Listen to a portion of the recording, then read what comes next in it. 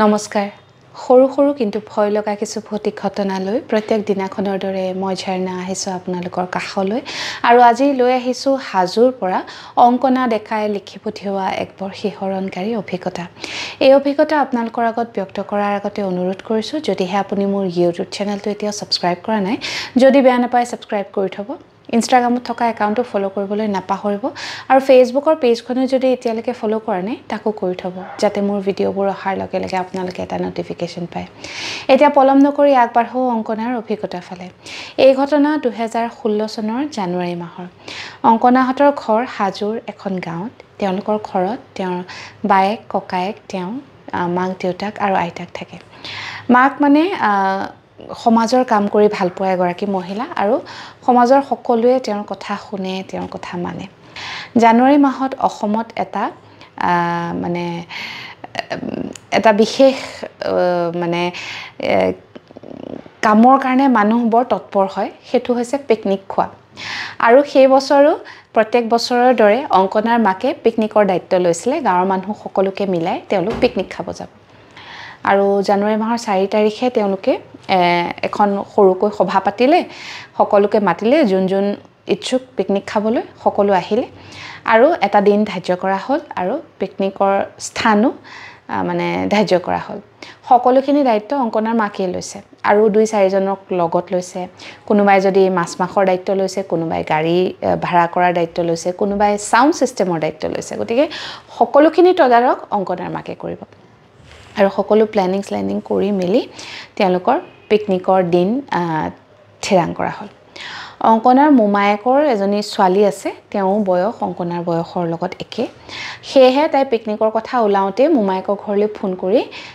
মানে তাইৰ বান্ধৱীয়ে বুলিব লাগিব কাজিন সিস্টাৰজনীক ক'লে কথাটো যে তয়ো আহিবি আমি পিকনিক খাবলৈ যাম আৰু যোনদিনাখন পিকনিক খাবলৈ যোৱাৰ কথা তাৰ আগদিনাখন তাই আহি অংকনাহঁতৰ ঘৰ পালেহি আইতাক আৰু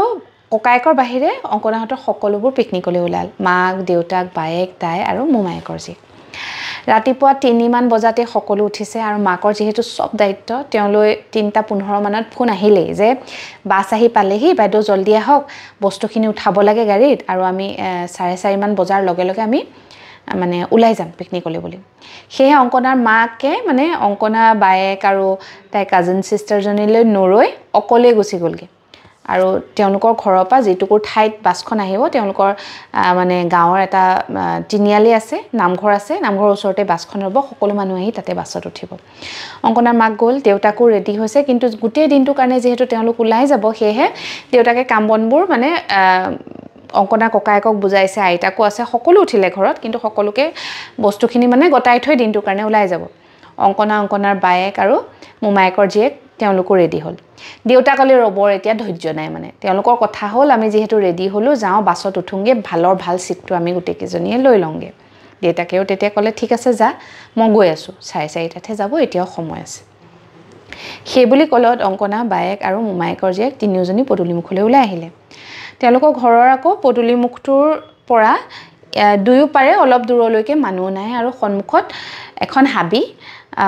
হাবিখনৰ মানে ৰাস্তাটো গাতে লাগি কেজোপামান জবা ফুলৰ গছ জোপোহাকে ধুনীয়াকৈ দেউতাকে কলম দি থৈছে পৰিৱেশটো বিৰাট ধুনীয়া কিন্তু এট দ্য সেম টাইম বিৰাট মানে জয়াল ৰাতি মানে সেই ঠাইটুকুৰত অকণ ভয় লাগে আৰু যেহেতু ঠাণ্ডাৰ দিন ডাঠ কুঁৱলী পৰি আছে সূৰ্য উদয় হোৱাই নাই গতিকে ঠাইটুকুৰ সঁচাকৈ বৰ জয়াল হৈ আছে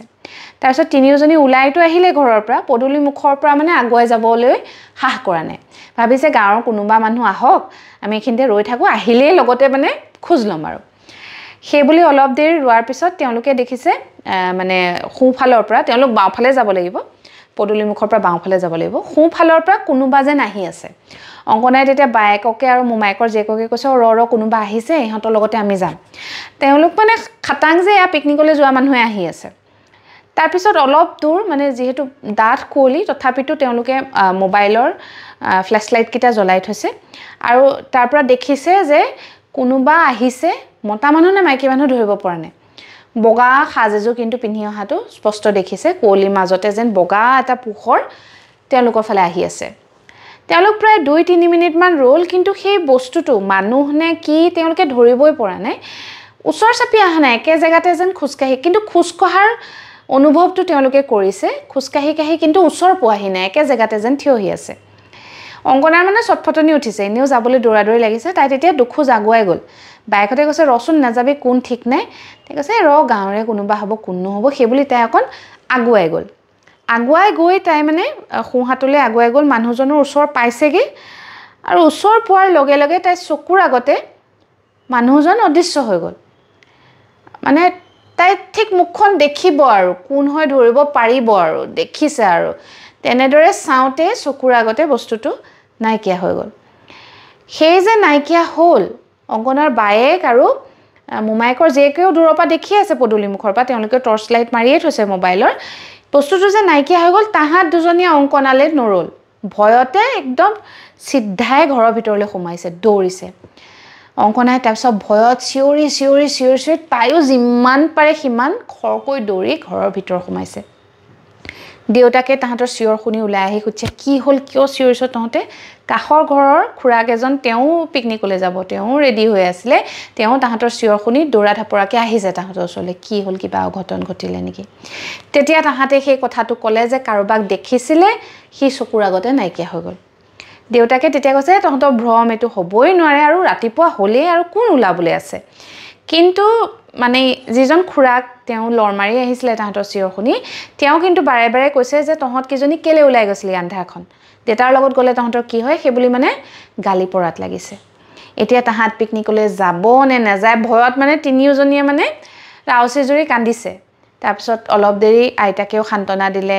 আইতাকে ইতিমধ্যে জুই ধৰিছিলে জুহালত জুইৰ ওচৰত অকণ দেৰি তাহাঁতক বহুৱালে চেক দিলে তাৰপিছত ক'লে যে একো নহয় ভগৱান আছে একো নহয় সেই বুলি কৈ তিনিওজনী তাৰপিছত দেউতাকৰ লগত দেউতাকৰ হাতত ধৰাধৰিকৈ গৈ মানে পিকনিকৰ বাছত উঠিছেগৈ সেইদিনাখন পিকনিকটো খালে ঠিকেই কিন্তু তাহাঁতৰ মানে যি ফূৰ্তি কৰিম বুলি ওলাই গৈছিলে সেই ফূৰ্তি আৰু নহ'ল তাৰপিছত বহুত দিনলৈকে অংকনা বায়েক মোমায়েকৰ জীয়েকটো পিছদিনাখন গুচিয়ে গ'ল তাহাঁত মানে সাজ লগাৰ পিছত ঘৰৰ পৰা বাহিৰলৈ নোলায় আৰু ৰাতিপুৱা 7-8 বজালৈকে তাহাঁত ঘৰৰ ভিতৰতে সোমাই থাকে তেনেকুৱা এটা অৱস্থা হ'ল প্ৰায় এসপ্তাহমান তাহাঁত মানে জুপুকা মাৰি থাকে বিৰাট ভয় তাহাঁতৰ লাহে তাৰপিছত পৰিৱেশ নৰ্মেল হ'ল এতিয়া পিছে তেওঁলোকৰ সেই ঘৰৰ চৌপাশ বহুত পৰিৱৰ্তন হ'ল ওচৰত ঢেৰ মানুহ হ'ল সন্মুখৰ জংঘলখন কাটিলে তাত মানুহ বহিলে ৰাস্তাটো পকি হ'ল কিন্তু 2016 চনত মানে ৰাস্তাটো কেঁচা আছিলে আৰু বিৰাট জয়াল আছিলে ঠাইটুকুৰ সেইদিনাখন অংকনাই কাক দেখিছিলে কোন আহিছিলে হয়তো কোনোবাই ভয়ো খুৱাব পাৰে তেওঁ কোৱা নাই যে তেওঁ ভূতেই দেখিছিলে কিন্তু কিবা এটাতো অনুভৱ কৰিছিলে সেয়া সঁচা এয়া আছিলে অংকনাৰ লগত ঘটা এটা জিয়া ঘটনা যেটো পিকনিকলৈ বুলি ওলাই যোৱাৰ দিনাখন তেওঁৰ লগত হৈছিলে পিকনিকৰ লগত জড়িত বহু এনেকুৱা ঘটনা মই আগতেও পঢ়িছো আপোনালোকেও নিশ্চয় শুনিছে বেলেগ ঠাই বেলেগ এটা পৰিৱেশত যেতিয়া মানুহ গৈ ফূৰ্তি কৰোঁ বুলি যায় কিন্তু কেতিয়াবা এনেকুৱা এটা ঘটনা ঘটে যেটোৱে গোটেই পৰিৱেশটো সলনি কৰি দিয়ে যদি আপোনালোকে এনেকুৱা ঘটনা শুনিছে বা নিজে মানে প্ৰত্যক্ষদৰ্শী তেনেহলে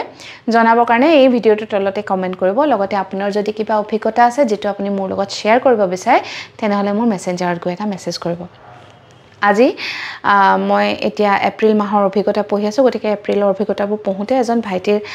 তেওঁ বেলেগ এটা ৰিকুৱেষ্ট কৰিছিলে মোক আসলতে ভৌতিক অভিজ্ঞতা লিখা নাই তেওঁৰো মেসেজটো মই এতিয়াহে দেখিলো আজিহে দেখিলো লগালগ তেওঁক মই ফোন নম্বৰ শেয়াৰ কৰিলো কথা পাতিলো কিন্তু আপোনালোকক এইখিনিতে কৈ থওঁ যদি আপুনি বেলেগ কিবা কাৰণত মোক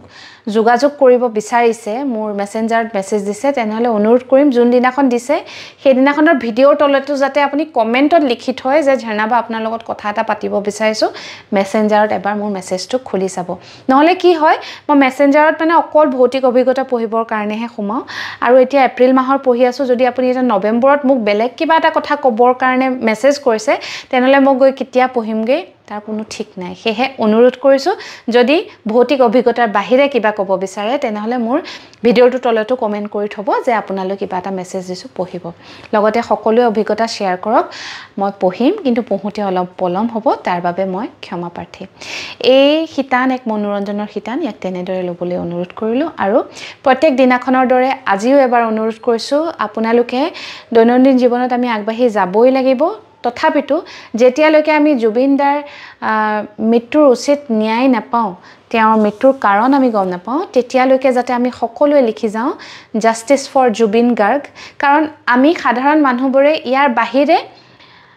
কেনেদৰে মানে ন্যায় বিচাৰিম মই ক'ব পৰা নাই কাৰণ আমি গৈ এছআইটিক নিজে খুধি থাকিবগে নোৱাৰো কি হৈছে বা চৰকাৰক আমি খুধি থাকিবগে নোৱাৰো কিন্তু আমাৰ এই প্লেটফৰ্মৰ জৰিয়তে আমি সদায় এই অনুৰোধ কৰি যাব পাৰো যে জুবিন গাৰ্গৰ লগত 19 ছেপ্টেম্বৰত কি হৈছিল আমাৰ জনাৰ অধিকাৰ আছে আৰু যেতিয়ালৈকে আমি এই বিষয়ে গম নাপাওঁ তেতিয়ালৈকে আমি মাতিয়ে যাব লাগিব গতিকে সকলোকে অনুৰোধ কৰিছো দিনত অন্তত এবাৰ #justice4Jubin Garg লিখক আৰু যেতিয়ালৈকে আমি জুবিন দাৰ